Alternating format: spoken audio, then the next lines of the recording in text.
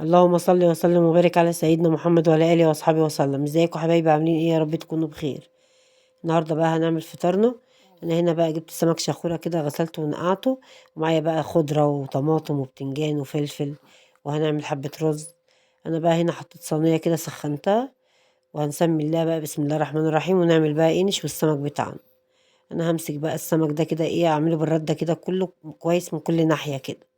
اهم حاجه ان انا اكون مغطيه السمك بتاعي كويس. انا كده ايه، بغطيها كده بالردة كويس عشان ايه ما تلزقش مني السمكية. طبعا والصينية دي برضو ايه، انا مسخناها كويس عشان ايه، السمك بتاعي لما ينزل برضو ما يلزقش مني. وبرش رشة ردة كده، طبعا عشان السمكية بتاعتي كبيرة، فايه عشان تحميلي السمكية. رشة الردة اللي على الصينية دي بتحمي السمكية ما تلزقش.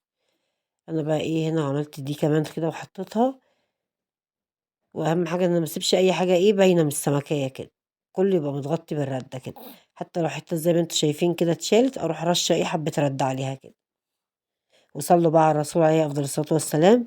هنا البتنجان ده انا غسلته بقى كده، ومسكت بقى ايه كل بتنجانية غزتها كده بالسكينة كده، يعني ايه عملت لها خرم كده بالسكينة عشان ايه ما تفرقعش على النار يعني. وحطيتها بقى ايه على عين البوتاجاز كده، على عين واطية كده. هقلب بقى السمك بتاعي اتشوى بقى زي العسل كده. بصوا اي حته الاقيها كده ايه، اللحم بتاع السمكه باين كده، الجلد بتاع السمكه نفسه، اروح مدريها بالرده كده. انا هنا بقى هسيبه بقى ايه يتشوى من كل ناحيه كده. بصوا اتشوى من كل ناحيه وبقى زي العسل. لازم بقى ايه اوقف السمكيه بتاعتي كده على جنبها، عشان السمكه بتاعتي كبيره، عشان تستوى من كل ناحيه كده. يعني اميلها كده. ارص بقى ايه بقيه السمك اللي معايا.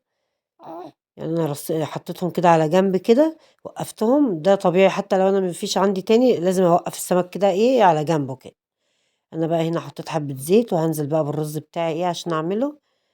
واحط له معلقة ملح، وهشوح طبعا الحدق بتاعه المظبوط يعني. هشوحه بقى حلو كده مع الزيت بتاعه ده، وهسيبه يتشوح حلو كده. خلاص بقى السمك بقى اتشوى بقى زي العسل. انا ايه بقلب كده ايه، كل ما الاقي ناحيه مش يعني عايزه كده تتشوى كويس، اروح ايه مقلباه ايدي فيه طبعا، يعني ايه من الناحيه دي للناحيه دي كده. اول ما بيطلع بقى من على النار كده، بروح ايه عصر عليه ليمون كده. وكله بقى احلى سمك مشوي، هيعجبكم ان شاء الله لما تجربوه.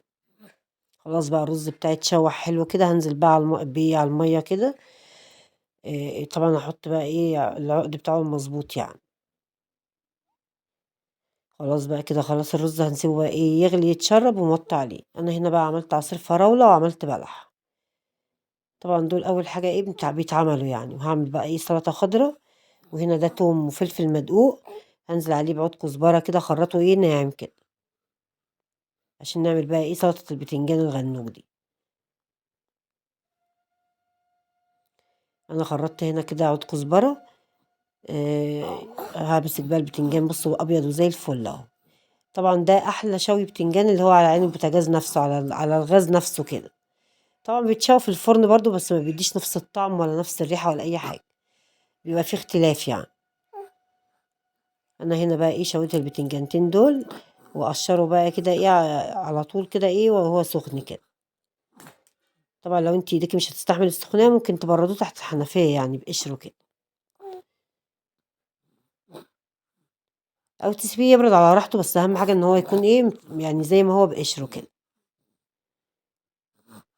انما اول ما يتقشر لازم يتعصر عليه ليمون، عشان ما يغمقش منه. انا كده بقى ايه قشرته كده كله حلو. بشيل طبعا اي حاجة كده لازقة في البتنجانية نفسها كده. والله بصوا كان حبة بابا غنوج زي العسل. بشيل بس ايه الحتة اللي هي من فوق دي. وهعصر بقى ايه دول حبة كمون. وهنا برضو حطيت على دقة السمك دي برضو ده فلفل وتوم، انا دقاهم. نزلت عليهم برضو بحبة كمون كده. وهنا هعصر بقى البتنجان ده ايه ليمون كده. وخلاص بقى ايه بصوا بقى جاهز كده، يا دوبك ايه هنهرسه ايه في الخلطة بتاعته دي، التوم مع الفلفل مع عود الكزبرة وحبة الكمون والليمون. هنا بقى هعصر ليمون بقى ايه كده على التوم بالفلفل ده اللي أنا دقاهم وحبة الكمون، وهندوب بقى إيه، هنضبط الملح بتاع السمك. دي التتبيلة بتاعة السمك بتخليه بصوا في حتة تانية. ضبط بقى الملح بتاعه كده واشربه بقى إيه بالمية دي. اهو خلاص بقى ايه، انا شربته ايه كده بالتتبيله بتاعته دي كده. هسيبه ايه، هفضي بقى من عليها وارجعه تاني عليها، واسيبه بقى ايه شويه كده لحد ايه ما خلاص هنغرف اكلنا بقى ايه، هصفي الميه من عليه. طبعا انا بحط له تتبيله الميه دي قبل الاكل بحاجه بسيطه يعني. وخلاص احنا خلاص يعني انا شويت اهو، بظبط كل حاجه، وقبل الاكل يعني بربع ساعه 10 دقايق. انا هنا بقى سلطه البتنجان خلاص، نزلت عليها بس بايه بحبه زيت كده. ودي بقى عملت سلطه خضراء، ظبطتها كلها كده وخلاص. خلاص بقى غرفنا بقى فطرنا، ادي الرز اللي احنا عملناه مع بعض، بص حبة رز زي العسل. وادي بقى البتنجان البابا غنوج اللي احنا عملناه برضو سوا، وعملت سلطة خضراء. وادي السمك بقى اللي شويناه في البيت، والله هيعجبكم جدا لما تجربوه. سهل وبسيط، وبيبقى طعمه حلو جدا مختلف غير اللي احنا بنشتريه من بره. بس وده كان الفيديو بتاعنا. ما تنسوناش بقى بالاشتراك اللي مش مشترك، واللايك بتاعكم جميل، وكومنت حلو منكم، وشير بقى، واشوفكم في فيديو جديد ان شاء الله. مع السلامة.